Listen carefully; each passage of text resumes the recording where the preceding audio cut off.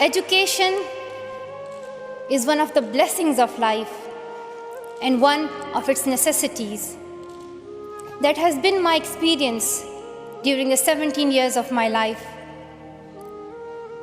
In my paradise home Swat, I always loved learning and discovering new things.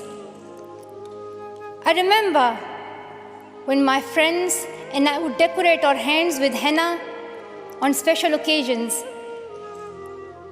And instead of drawing flowers and patterns, we would paint our hands with mathematical formulas and equations. We had a thirst for education. We had a thirst for education because our future was right there in that classroom. We would sit and learn and read together.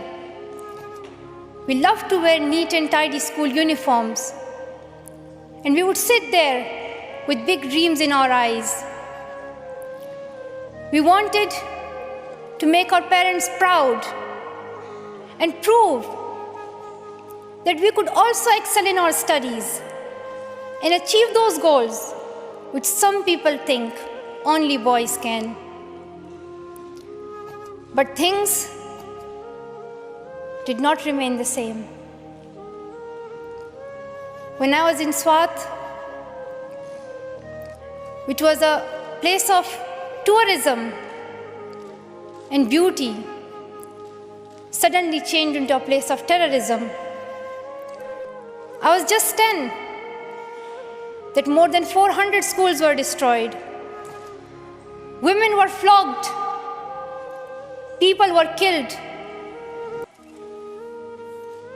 And our beautiful dreams turned into nightmares. Education went from being a right to being a crime. Girls were stopped from going to school. When my world suddenly changed, my priorities changed too. I had two options. One was to remain silent and wait to be killed. And the second was to speak up and then be killed. I chose the second one. I decided to speak up.